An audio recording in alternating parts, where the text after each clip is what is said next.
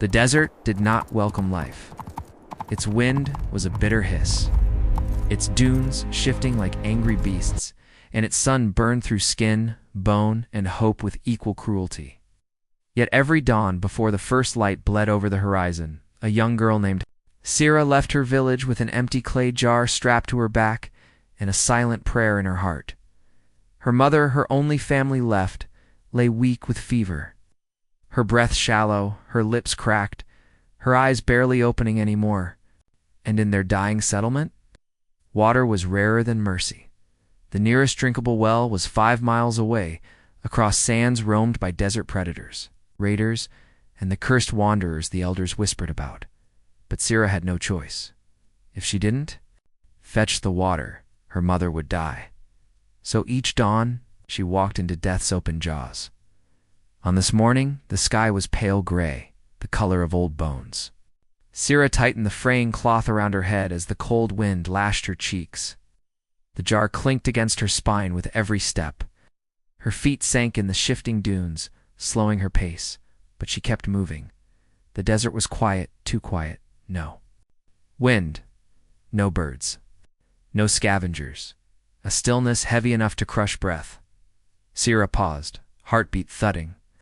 Something was wrong. Her instincts screamed at her. She wasn't alone. A shadow moved across the dune above her. Sira froze. Another shadow followed. Then another, her blood iced.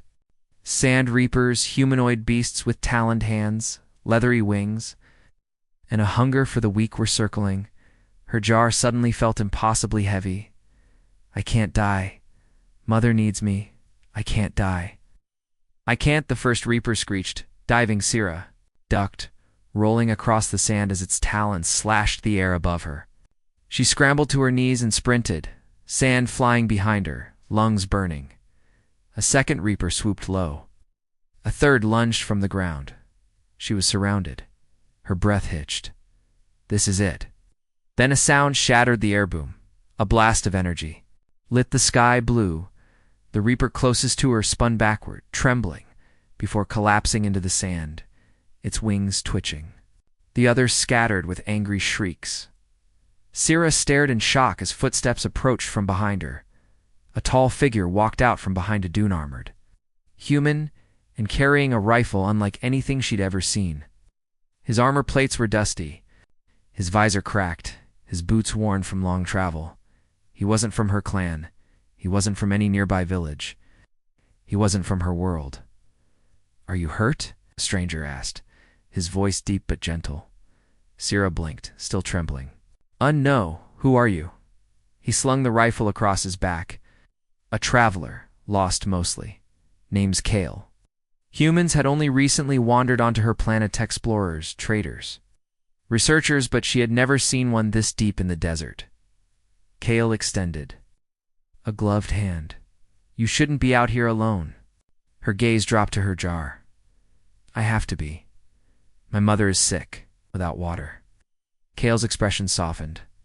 How far is your village? He asked. 5 miles, she whispered. That's too far. And too dangerous. Sira hugged the jar to her chest. I must go. The well is still ahead. Kale looked at the horizon, then at her trembling hands. Then I'll walk with you, Sira hesitated. No. No one helped strangers in the desert. Water was too precious. Kindness, even more. So. But something in Kale's steady gaze felt safe. She nodded. They walked together across the dunes, Kale keeping watch while she led the way. He didn't speak much, but Sira noticed he moved like a man who had seen many battles, wary, attentive, always scanning. Halfway to the well, the wind picked up, carrying a low rumble.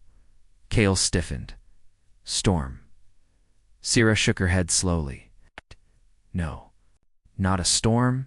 The ground beneath them trembled. Thump, thump. Sira paled. Sand mauler. Kale had only heard the name in passing. What is that? As if answering him, the sand ahead erupted, and a monstrous creature hauled its bulk upward, an enormous worm-like beast armored in scales. Rows of teeth spiraling down its maw, its roar shaking the air. Sira stumbled back. Her voice cracked. It hunts by sound. It will swallow us whole. Kale's hand went to his rifle. Stay behind me. But as he lifted it, the ground shook violently. The maulers surged toward them. Sira screamed as the sand split beneath her feet. Kale grabbed her arm just in time, pulling her back as the beast's jaws snapped shut where she had stood. Kale fired again and again, blue plasma streaking across the mauler's armored hide. The shot stung it but didn't pierce deep enough. The mauler shrieked and swung its tail, knocking them both off their feet. Sira tumbled, her jar rolling across the sand. No, she cried, scrambling after it. The mauler's head whipped toward her. Kale's voice thundered, "Run!" Instead, Sira dove for the jar, clutching it to her chest. The beast lunged. Kala sprinted between them, slamming a small device into the sand. A pulse exploded outward, silent, visible, powerful. The mauler jerked violently, confusion rippling through its massive body. Kale grabbed Sira and pulled her behind a cluster of boulders as the beast flailed blindly. Stunned by the sonic disruption, finally, with a furious roar, it burrowed back into the earth, vanishing into the depths. Sira clutched the jar, shaking. That was a mauler. Kale knelt beside her. "You okay?"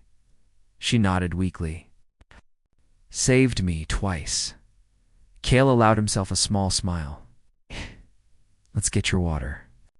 By the time they reached the well, Oasis's small spring surrounded by cracked stones, Sira's legs felt like they might crumble. Kale helped her lower the jar into the cool water. When it was filled, she whispered, "Thank the stars." Kale watched her carefully. "Your mother must mean a lot to you. She's all I have left." Her voice cracked with quiet pain. "My father died in a sand raid. My brother was taken by the Reapers. If my mother dies, I'll be alone."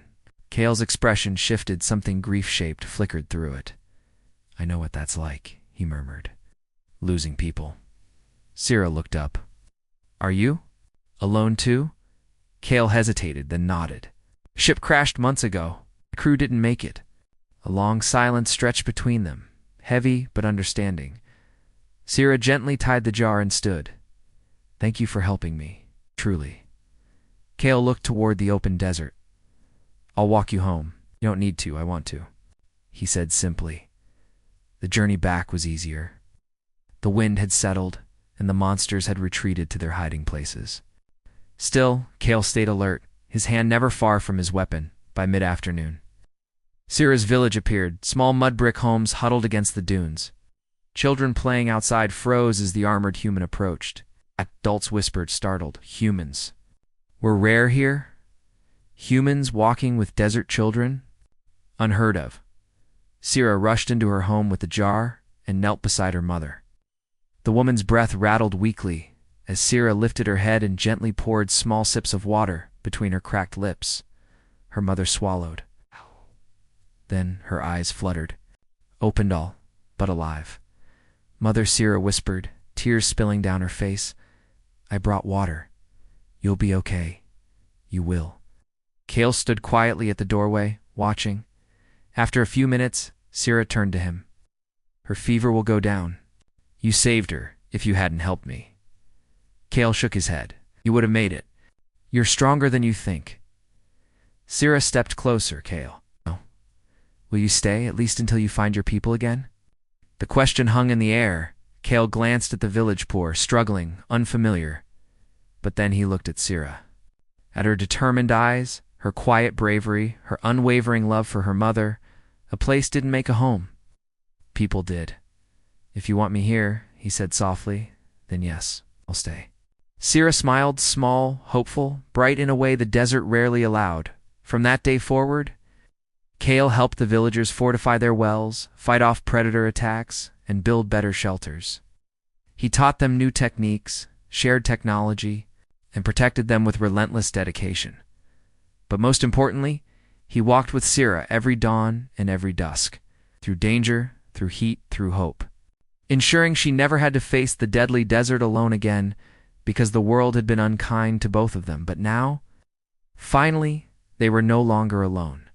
and in a land where survival was a prayer that was more precious than any water.